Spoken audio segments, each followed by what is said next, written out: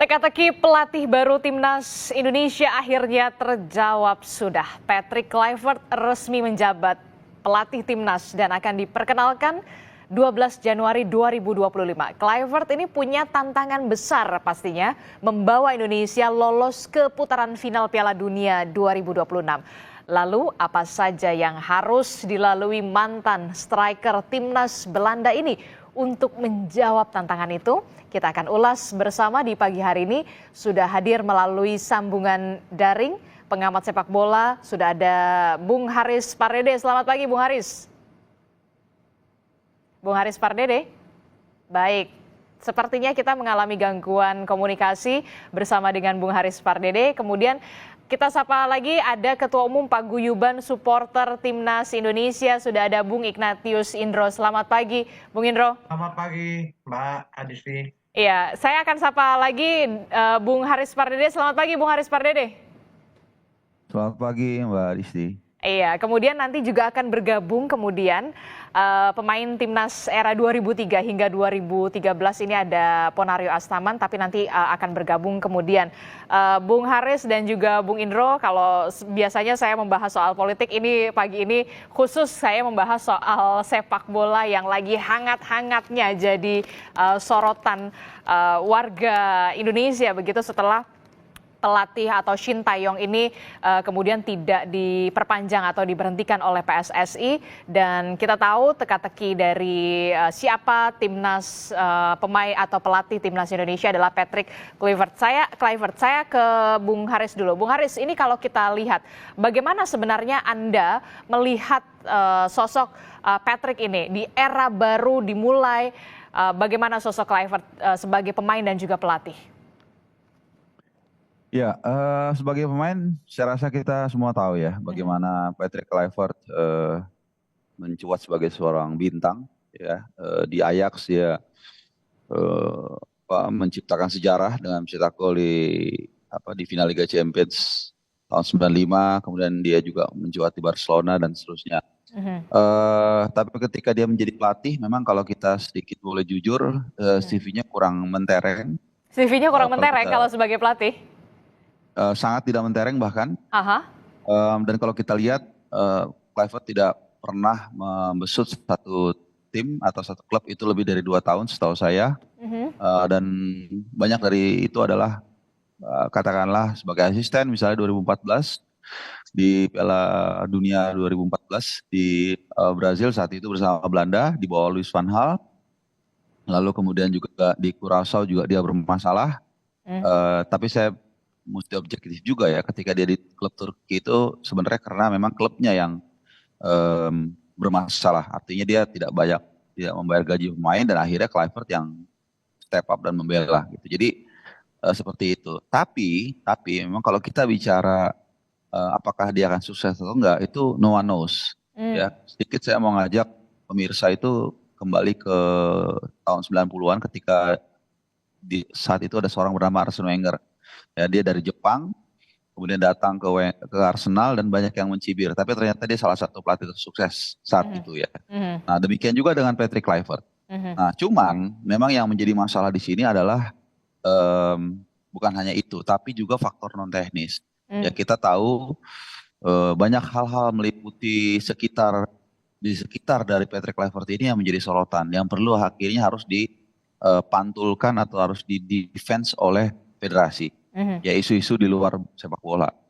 Demikian juga dengan salah satu asistennya yang konon memang bukan pilihan dari Patrick Kluivert ya, karena ini bagian dari deal negosiasi yang saya dengar. Jadi asisten itu bukan gerbongnya Patrick Kluivert, tapi merupakan pilihan dari Ketua Umum PSSI yaitu Erick Thohir. Ini juga ada satu isu yang cukup penting yang agak sensitif dibahas. Nah, jadi intinya adalah di luar dari proses transisi yang menurut saya agak lumayan bumping, ya, bahasa saya biar enak lah ya, biar kita juga harus fair.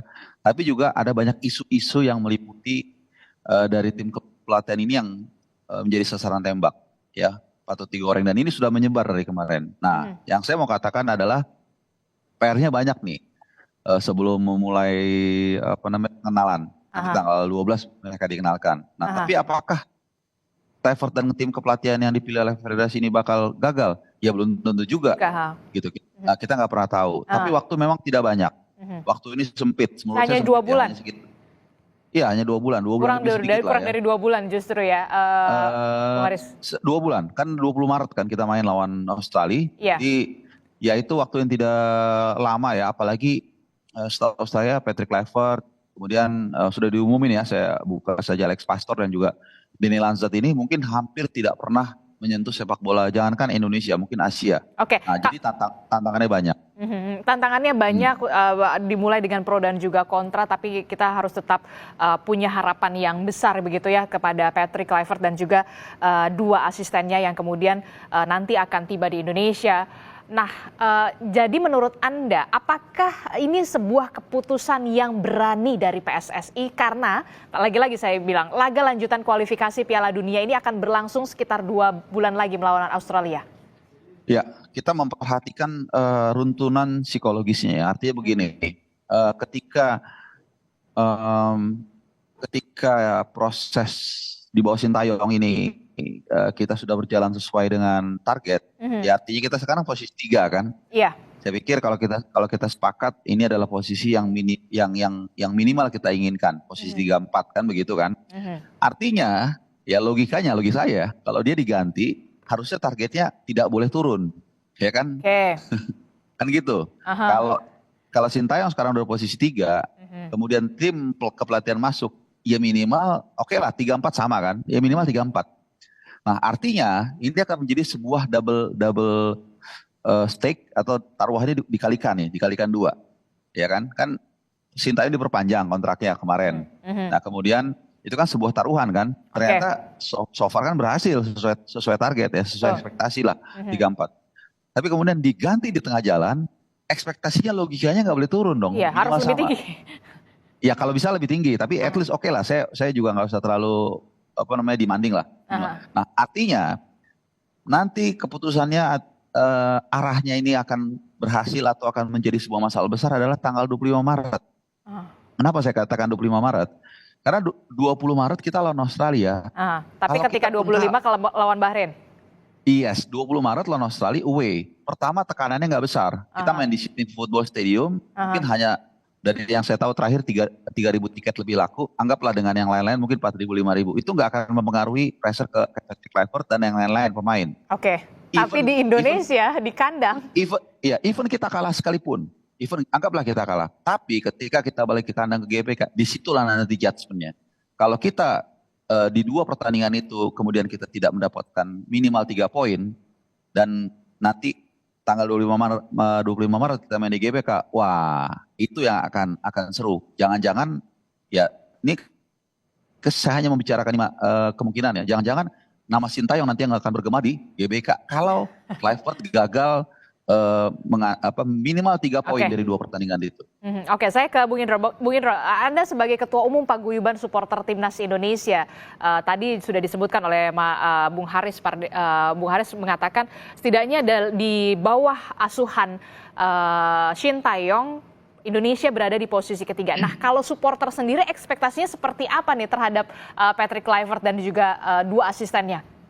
Iya, yang kita melihat bahwa sebenarnya kejadian dari pemecatan Sintayong ini karena kurangnya PSSI membuat blueprint sepak bola itu seperti apa. Itu tidak jelaskan ke publik, baik jangka pendek, jangka menengah maupun jangka panjangnya seperti apa. Kita melihat bahwa Sintayong itu sebenarnya sudah mencapai ekspektasi dan target, tapi kenapa dipecat, gitu kan? Dan kita melihat bahwa kurangnya Sintayong itu hanya 2. Yang satu adalah masalah bahasa yang hingga hampir 5 tahun ini dia belum bisa berbahasa Indonesia maupun bahasa Inggris. Yang kedua adalah dia banyak meminta pemain diaspora. Nah, permintaan pemain diaspora ini sebenarnya menjadi tantangan bagi PSSI untuk membuat blueprint sepak bola yang benar gitu. Ketika tidak ada blueprint sepak bola Indonesia yang benar, siapapun pelatihnya akan sulit untuk meningkatkan kualitas pemain-pemain kita ataupun kualitas prestasi kita gitu. Dan ini yang menjadi pertanyaan besar bagi kami gitu. Sementara masuknya Kluivert sendiri, kita belum bisa menilai bagaimana tindakan Kluivert sendiri, walaupun memang banyak sekali masukan-masukan ataupun eh, pernyataan-pernyataan negatif tentang Kluivert ya. Tapi kita harus melihat nanti seperti Bung Harpa bilang, nanti dilihat di saat menghadapi Australia ataupun Ya. menghadapi di lanjutan kualifikasi. Oke, jadi Bung Indro, kalau kita lihat kalau misalkan Shin Taeyong ini kan PSSI mengatakan ada keterbatasan kultur bahasa tadi seperti yang Anda sebutkan. Jadi kalau misalkan Patrick Kluivert ini mengasuh begitu ya skuad Garuda, seharusnya tidak perlu adaptasi terlalu lama ya, karena kita tahu juga skuad Garuda ini diisi oleh mayoritas pemain-pemain naturalisasi dari Belanda tadi. Bung Indro. Iya, iya, kalau misalnya bahasa memang sudah tidak ada masalah, tapi kan masalahnya nanti apakah pemain kita bisa menerapkan apa yang diinginkan oleh Kluivert sendiri atau tidak. Ini yang jadi pertanyaan selanjutnya. Kita juga tidak bisa juga kita memberi harapan terlalu tinggi, tapi juga kita tidak bisa pesimis juga. Kita harus melihat dulu bagaimana pertandingan pertama, kedua, ataupun pembuktian ketika bermain di GBK nanti. Nah, ini yang harus dilihat dulu. Tapi kami sih sebagai supporter ini menetapkan ataupun inginnya adalah perbaikan sistem yang dilakukan oleh PSSI. Bagaimana Perbaikan PSSI, sistem semacam apa menurut Anda yang harus segera diperbaiki? yang pasti perbaikan liga, lalu bagaimana pengembangan usia dini gitu kan. Kalau itu dilakukan kan tentunya pelatih pun tidak terlalu sulit untuk misalnya sampai seperti Sintayong meminta naturalisasi begitu banyak gitu kan. Kalau memang sistem ataupun liga kita memang sudah bagus, bisa dipilih dari situ, ataupun kita berkaca pada Jepang ketika sudah menjalankan 30 tahun proses perbaikan sepak bola Jepang, ini malah pemain-pemainnya dipanggil oleh klub-klub internasional ya, klub-klub raksasa. Nah, ini yang kita harapkan, bahwa pemain-pemain kita juga akhirnya dipilih oleh klub-klub kelas dunia, dan itu lebih baik daripada banyaknya tuntutan pemain naturalisasi, Mbak. Oke, kalau kita berbicara soal pemain naturalisasi, Bung Haris, ini Anda melihatnya gimana? Apakah ini menjadi keuntungan dalam tanda kutip tersendiri bagi Patrick dan juga bagi Kluivert dan juga dua asistennya untuk bisa cepat beradaptasi, ataukah mungkin kemudian justru menjadi tantangan tersendiri untuk bisa membuktikan dalam kurun waktu 2 bulan, kita lihat lagi nanti 20 Maret 2025 ini akan melawan Australia dan 25 Maret ini akan melawan Bahrain di kandang kita di GBK. Ya, memang sejak awal proyek naturalisasi ini digulirkan kan ternyata banyak yang nggak menduga ada permasalahan timbul yang seperti saat ini ya. Jadi kalau di era Sintayong itu ada 4-5 bahasa ya di ruang ganti. Sekarang berkurang 1 ya karena rombongan Korea udah nggak ada di sana, kecuali ada perubahan yang drastis. Dan memang isu santer soal mendatangkan pelatih yang berdarah Belanda ini memang sudah lama terdengar ya. Kenapa? Karena memang bahasa gampangnya saya adalah untuk menjadi pawang bagi para pemain keturunan. Ya, karena bagaimanapun juga tim nasional kita saat ini sampai dengan mungkin 1, 2, 3 tahun kita nggak tahu itu akan menjadi para pemain keturunan Belanda. Pemain yang dididik besar di Belanda, punya mindset Belanda. Dan itulah menjadi concern dari federasi yang saya dengar, dan akhirnya setelah ada, kita semua mungkin udah dengar ya, banyak gonjang-ganjing di ruang ganti setelah pas lawan Bahrain atau ya menjelang lawan China, dan akhirnya mungkin PSSI menganggap perlu ada pawangnya, dan itu dianggap ada di dalam diri Patrick Kluivert. Hanya memang seperti yang saya katakan tadi, Patrick Kluivert ini secara CV, secara teknikal kepelatihan so-so lah saya bilang, sehingga akhirnya dibawalah Alex Pastor ya untuk bisa meramu ini semua. Jadi Patrick Kluivert punya sosok, punya nama besar, dihormati. Bahkan kalau kita sedikit mengulik, bapaknya Jens Raven misalnya itu teman dekatnya Patrick Kluivert. ya dengan bersama dengan Giovanni Van Bronckhorst. Jadi sudah mengenal satu sama lain. Tapi again tidak semudah itu juga ya, karena ini pemain kan berdatangan terus ya. Kevin Dix terakhir, kemudian juga sebelumnya ada Tom Hai, Ragnar dan lain-lain. Ini juga tetap butuh penyesuaian. Kemudian nanti juga akan datang oleh Romney hampir pasti, dan juga Gerard White. Oke, iya, dan jadi Bung Haris, Anda mengakui kalau memang soal bahasa itu termasuk dinamika selama ini di timnas yang disebut oleh PSSI ya? Itu salah satu tantangan. Okay. Ya, tapi apakah itu merujuk pada sebuah pemecatan? Ya saya rasa nggak ujuk-ujuk juga gitu. Sebenarnya sedikit kalau saya mau tambahkan, permasalahan ini kan timbul saat kita menghadapi China lah, sebelum dan saat dan setelah itu sampai dengan sekarang. Nah seharusnya menurut saya setiap organisasi itu pasti ada masalah, ada perbedaan, apalagi ini kulturnya berbeda. Tapi menurut saya saat itu, siapa sih yang didengerin oleh pemain dan terutama pemain diaspora dan pelatih? Ya Senayan 1, menurut saya harusnya dari situ masalah itu diselesaikan, di-solve tanpa harus ada amputasi seperti sekarang. Oke, berarti kita tahu sebagai legenda Belanda, Kluivert ini adalah pemain besar pada masanya, tapi apa yang bisa diambil ini dari pengaruh nama besar sosok seorang Kluivert ini sebagai keturunan Belanda menurut Anda? Selain tadi Anda mengatakan ini bisa dikatakan sebagai pawangnya pemain naturalisasi yang kita tahu banyak berasal dari Belanda. Ya itu alasan yang paling utama ya, bagaimana dia akan bisa mencoba mengkontrol ruang ganti dan pemain-pemain, terutama kita bicara pemain diaspora lah, karena mereka adalah backbone tim nasional kita, mendengarkan dia. Dan efek yang kedua yang bisa kita ambil ya tentunya proses naturalisasi ini nanti akan lebih mudah, karena menurut informasi ya, apakah memang itu betul, tapi saya percayalah PSSI sudah mengatakan dampak dari kehadiran penunjukan dari Patrick Kluivert salah satunya Gerard White. Gerard White ini kan udah lama juga dibidik oleh PSSI kan, tapi tarik ulur bahkan terakhir itu kelihatannya no. Tapi begitu menurut kabar ya, begitu dia tahu Patrick Kluivert yang menangani Indonesia, dia mengatakan langsung yes dan tinggal menunggu proses, dan kemungkinan saya rasa nggak ada masalah ya, nanti Gerard White dan juga Oli Romney akan sama-sama menjadi dua pemain naturalisasi baru yang akan bisa langsung dimainkan atau dibawa ke Australia 20 Maret nanti. Oke, dengan masuknya Patrick Kluivert dan juga dua asisten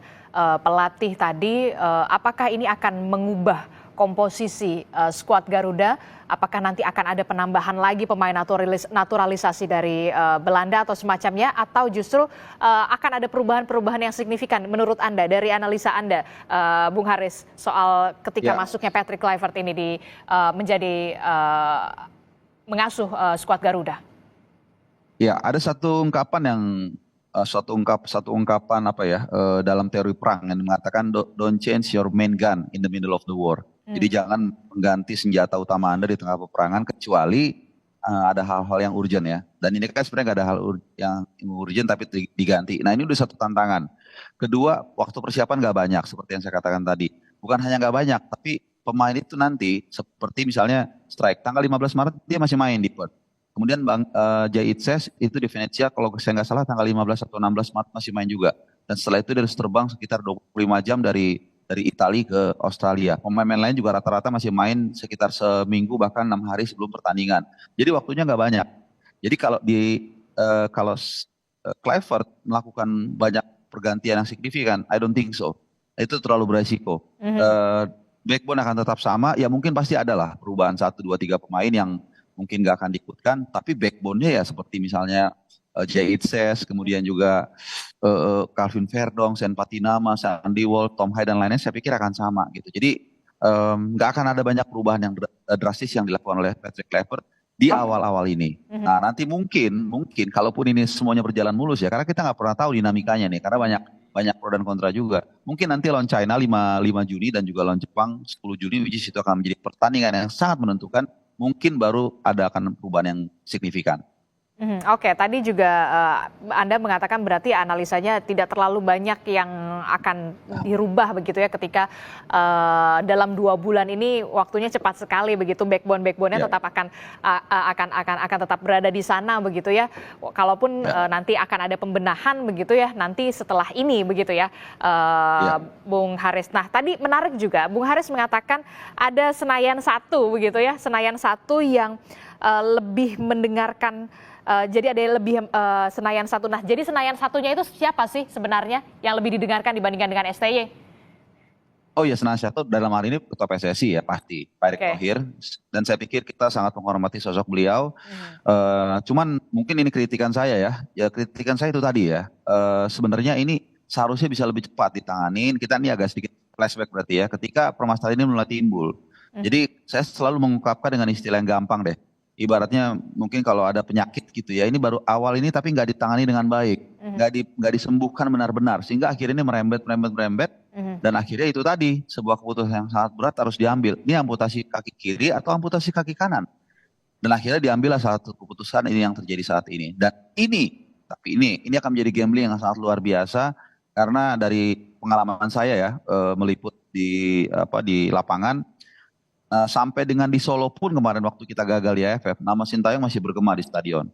Artinya, kalau sampai amputasi ini nanti tidak menghasilkan sesuai harapan, yang saya khawatirkan adalah tsunami tekanan yang luar biasa akan menghantam orang-orang atau pihak-pihak yang dianggap selama ini menjadi bagian dari pengamputasian ini. Tapi tentu kita tidak berharap. Ya, saya berkali-kali, jujur saya juga lumayan kecewa dengan proses transisi ini. Tapi saya mengatakan berkali-kali, once nanti tim nasional kita main tanggal 20 Maret dan juga 25 Maret, saya pribadi mengajak ya kalau mau diajak kita semua untuk sama-sama merapatkan barisan dan membentangkan bendera merah putih. Kita sekarang gontok-gontokan, mungkin kita nggak setuju, ya udah nggak apa-apa. Tapi nanti begitu kita mulai persiapan dan itu kita harus satu. Dan sedikit juga kalau saya meminta teman-teman semua, kalau ada yang mungkin tidak terima kemudian menghujat pemain, terutama pemain diaspora dan juga Patrick Kluivert, menurut saya hentikanlah. Ya, kita nggak apa-apa nggak setuju, beda pendapat boleh, tapi kita harus sama-sama dukung timnas Dukung nasional kita. timnas. Gitu. Karena Ya, masih ada 20 Maret melawan Australia dan juga 25 Maret melawan Bahrain. Nah, ini yang Ya, kemudian nanti betul. saya akan tanyakan kepada Bung Indro, bagaimana nanti euforia terhadap pelatih baru dari timnas ini untuk mengasuh skuad Garuda di bawah tangan Patrick Kluivert. Jangan sampai kemudian ada komparasi begitu ya antara Sintayong dan Patrick Kluivert. Nanti dijawab dulu usai jeda. Bung Indro tetaplah bersama kami dalam Sapa Indonesia Pagi. Usai jeda kami kembali untuk Anda.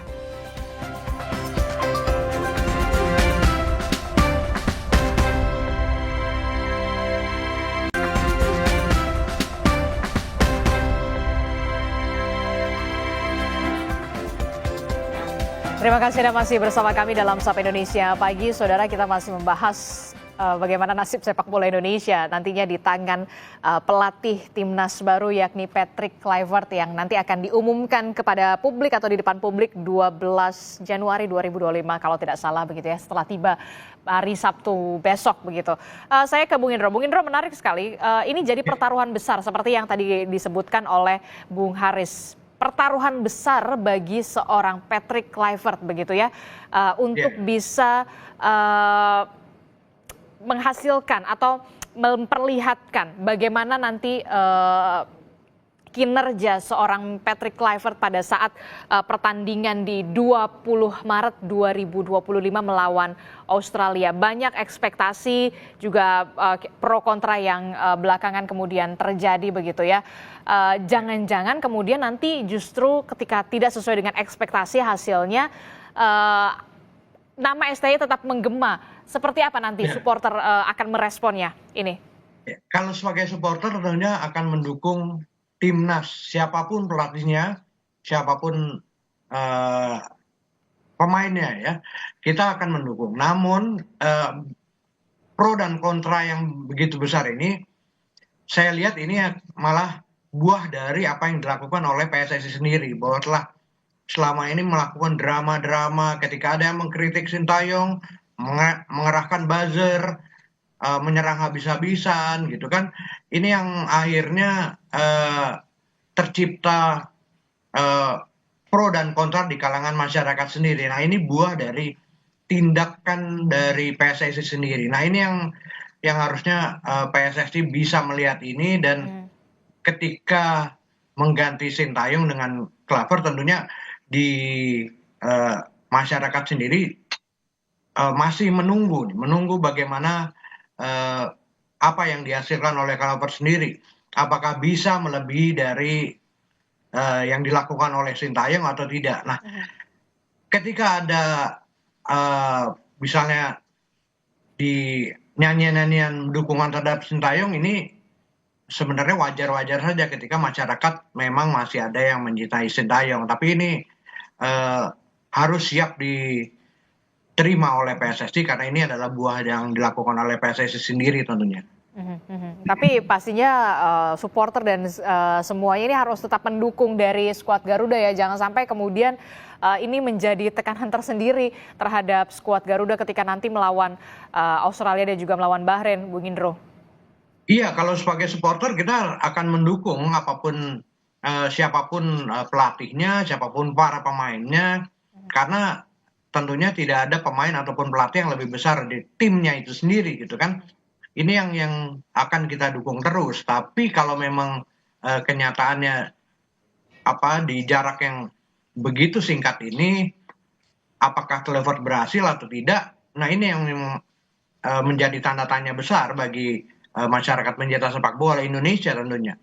Bagaimana Kluivert ini dianggap bisa menghasilkan sesuatu yang lebih dari Sintayong atau tidak. Kita bisa berkaca pada misalnya ketika fans Liverpool kehilangan Jurgen Klopp gitu. Betapa sedihnya ketika Jurgen Klopp mau mundur. Tapi ketika Arne Slot berhasil hingga saat ini ya memajukan tim ini, tentunya dukungan ini akan semakin menguat ke Arne Slot. Ini yang kita harapkan bisa terjadi juga pada Patrick Kluivert gitu. Walaupun begitu cintanya pada Sintayong, tapi kalau misalnya Patrick Kluivert bisa melakukan hal yang lebih, ini akan dukungan itu akan semakin nyata. Tapi seperti yang Bung Harpa bilang, kalau misalnya di bawah standar dari Sintayong, ini akan jadi tsunami, karena ini standar masyarakat pencinta sepak bola udah cukup tinggi gitu ya terhadap timnas dengan hasil yang dilakukan oleh Sintayong, Mbak. Bahkan sudah di posisi ketiga begitu ya. Di bawah Jepang dan juga Australia kalau tidak salah ya. Betul ya Bung Indro ya? Bung Indro? Baik, sepertinya kita masih mengalami komunikasi. Saya ke Bung Haris. Bung Haris, ini kalau kita lihat ya, dari segi komposisi pemain, kalau tadi Anda menyebutkan sepertinya tidak akan banyak ada perubahan begitu ya, yang sudah ada saat ini. Tapi menurut Anda, perlukah memanggil kembali Elkan Bagot untuk kemudian bisa bermain di timnas? Gimana, Bung Haris? Ya, tapi sebelum saya komentari itu, saya mau singgung dulu soal tadi menarik ya yang diangkat oleh Bung Indro soal transisi ya. Jadi dia mencontohkan di Liverpool. Nah, yang membedakan dari Jurgen Klopp ke Arne Slot adalah peralihannya sangat mulus. Bahkan di pertandingan terakhir itu Jurgen Klopp mengajak Slot masuk ke tengah lapangan, kemudian menyanyikan melantunkan namanya Arne Slot, lalalala. Itu smooth. Jadi dia ingin mengatakan lupakan saya, karena saya tahu pendukung Liverpool sangat mencintai Klopp, tapi dia ingin offense ini melihat ke depan, dan itu berhasil. Makanya Liverpool sekarang kedinginan semua kan di puncak ya di PL dan juga di UCL. Nah, jadi Anda mengatakan seharusnya Indonesia belajar dari itu. Betul sekali. Itu adalah salah satu transisi paling mulus dalam pergantian pelatih di klub ya. Bahkan di MU pun tidak terjadi dari Alex Ferguson ke David Moyes ya, dan akhirnya kita lihat seperti apa MU sekarang. Nah, kembali ke soal pertanyaan Elkan Bagot tadi, ini memang sudah diprediksi atau diperkirakan orang. Bahkan terakhir kalau saya nggak salah itu dia juga memfollow salah satu akun PSSI lah atau timnas gitu ya. Dan ini kan juga salah satu pemain, sebenarnya dia bukan pemain naturalisasi ini ya, just for our information, dia itu memang memilih karena dia dua ayahnya kan berbeda ya, Inggris dan Indonesia, jadi dia memilih, dan ini akan menjadi satu bala bantuan yang pas. Kenapa? Kalau memang nanti ini bisa di-solve, dan pasti pasti Patrick Kluivert akan menerima informasi soal keadaan Elkan Bagot. Kalau sampai memang Elkan Bagot bisa di netralisir, artinya bisa di unfreeze untuk bisa kembali membela tim nasional kita, maka ini akan menjadi bala bantuan yang sangat sangat in time. Kenapa? Karena kita nanti lawan Australia kemungkinan besar tanpa CB kaki kiri murni. Setelah Justin Upton kan nggak bisa main kan, kena kartu kuning, 2 kali kartu kuning. Kita tidak punya CB kiri murni. Memang bisa aja Rizky Ridho ditaruh di kiri, CB kiri, Jay Itses di CB tengah, dan kemudian CB kanan mungkin Matt Hillers.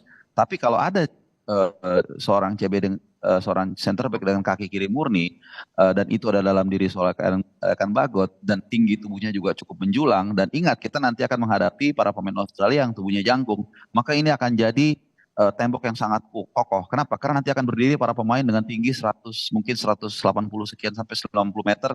Ada Jay Itses, kemudian Elkan Bagot, dan juga Matt Hillers. Nah ini akan saya yakin sekali 90% dia akan kembali dan main lawan Australia. Oke, itu tadi yang kalau dari Bung Indro sendiri seperti apa kalau soal Elkan Bagot diupayakan untuk bisa masuk, itu jadi kalau kata Bung Haris itu bisa jadi bala bantuan yang cukup berharga. Iya, kalau dilihat dari tubuhnya juga postur tubuhnya ini tentunya akan mengimbangi tubuh-tubuh pemain Australia yang lebih besar daripada rata-rata pemain kita ya. Nah ini tentunya akan membantu kita. Tapi yang saya harapkan sih bahwa permainan dari kaki ke kaki ini lebih banyak diterapkan di pemain-pemain kita yang memang memiliki kecepatan ya. Nah ini yang harus dikuasai atau dipelajari juga oleh Kluivert ya, bagaimana kaki-kaki dan umpan jarak pendek ini yang lebih diutamakan. Saya pikir harus diutamakan oleh Kluivert ya. Oke, kita juga kedatangan tamu lagi nih, Bung Haris dan juga Bung Indro. Ketika Ponario Astaman kemudian tidak berhasil dihubungi, kita juga menampilkan ada seorang pelatih dan mantan pemain timnas Indonesia. Sudah ada Bung Bambang Nurdiansyah. Selamat pagi, Bung Bambang. Selamat pagi, Mbak. Oke, ini kita lagi membahas soal bagaimana era baru timnas skuad Garuda bersama dengan Patrick Kluivert. Nah, Anda punya pandangan seperti apa sebagai seorang pelatih dan juga mantan pemain timnas Indonesia, Bung Bambang? Ya pasti kedatangan Patrick ini kan berpengaruh secara pertama komunikasi ya. Chemistry, bagaimana menjalankan sebuah taktik strategi karena komunikasinya sama. Jangan lupa pemain-pemain kita itu kan banyak diaspora dari Belanda. Tipikal mainnya juga kan sama dengan pelatih yang akan datang ini. Itu yang pertama. Yang kedua, bahwa saya dengar dari beberapa sumber itu kan antara pemain diaspora dengan Sintayong hubungannya kurang dinamis lah, kurang baik seperti itu. Jadi menurut saya ini keputusan harus diambil oleh PSSI demi tujuan ke Piala Dunia nanti. Oke, dan menurut Anda ini keputusan tepat dari PSSI untuk kemudian bisa menarik Patrick Kluivert? Tepat dan enggaknya kita lihat dari hasilnya, Mbak. Oke. Tapi yang pasti pengurus PSSI sudah mengambil resiko di sini. Yang pasti lagi pengurus PSSI timnya behind the timnya tahu persis apa yang terjadi sebenarnya.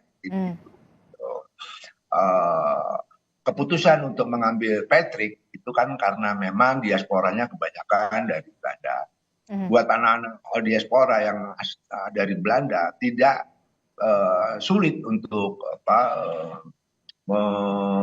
melakukan atau menyesuaikan dengan Patrick nantinya karena mereka kan besar di Belanda, latihan di Belanda, dan Patrick juga dari Belanda gitu. Cuman yang mungkin agak sedikit berpengaruh di pemain lokal kita kan selama ini kan terbiasa dengan polanya Sintayong di mana pola pola Asia sebenarnya. Tapi sebenarnya kalau kita lihat skuad Garuda sendiri kan sebenarnya sudah terbiasa ya oleh pelatih-pelatih dari luar begitu. Katakan saja ada Simon, ada Alfred Riedel dan juga Sintayong. Sebenarnya ini apakah kemudian ini menjadi faktor utama untuk kemudian soal kultur ini, soal bahasa ini kemudian akhirnya mengganti Sintayong. Kalau menurut Anda nih, Bung Bambang Nurdiansyah? Ya komunikasi itu penting, Pak. Komunikasi itu penting. Selama ini kan kita lihat Sintayong bahasa Inggris juga tidak bisa.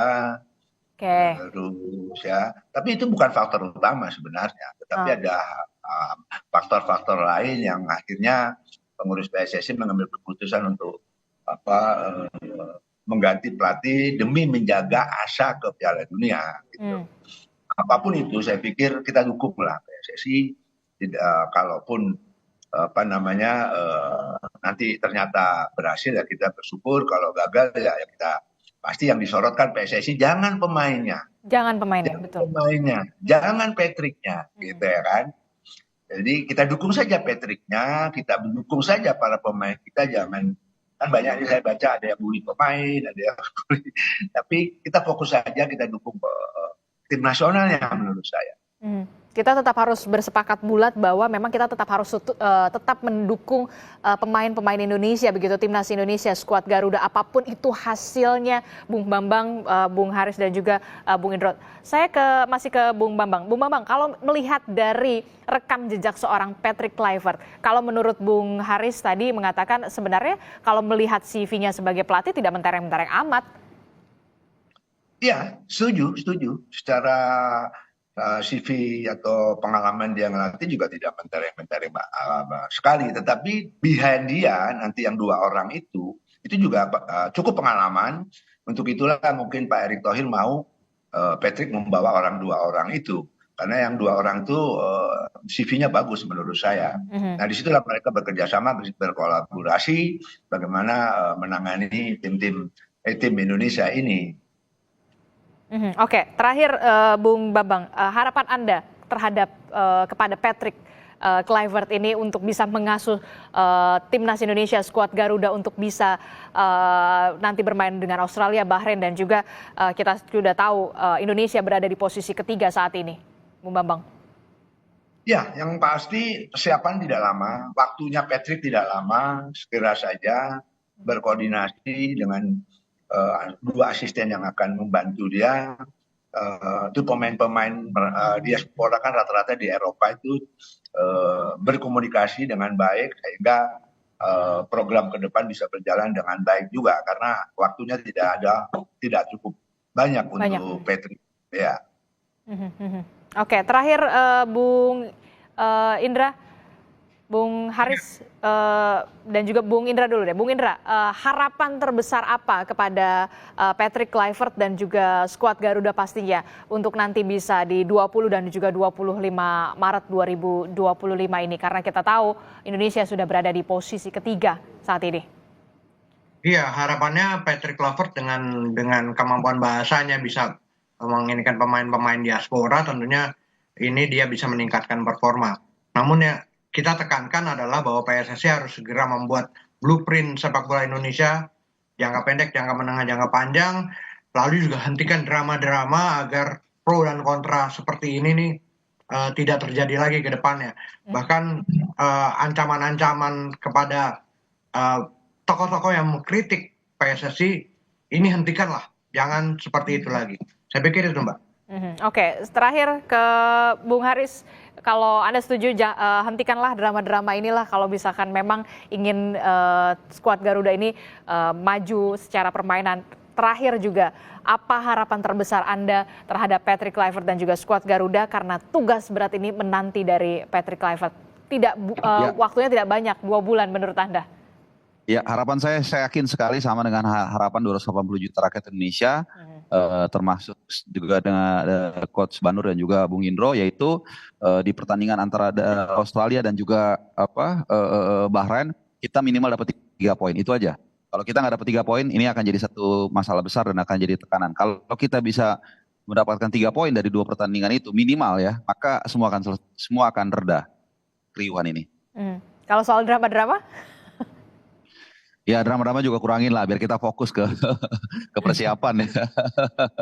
Oke, Itu juga sama, baik. dikurangin Kita lah. akan tunggu bagaimana nanti sosok seorang Patrick Kluivert dan juga asisten pelatih dari Patrick Kluivert ini akan ditampilkan atau diperkenalkan kepada publik hari Minggu besok begitu ya. Dan juga kita menantikan betul permainan dan juga kinerja dari seorang Patrick Kluivert ini. Tentu saja Patrick Kluivert punya tugas berat terhadap skuad Garuda untuk bisa nanti tampil di permainan di Australia dan juga nanti di kandang kita sendiri di GBK melawan Bahrain. Terima kasih Bung Indra telah bergabung bersama kami, kemudian ada Bung Haris dan juga Bung Bambang. Terima kasih. Selamat pagi, Assalamualaikum, sehat selalu.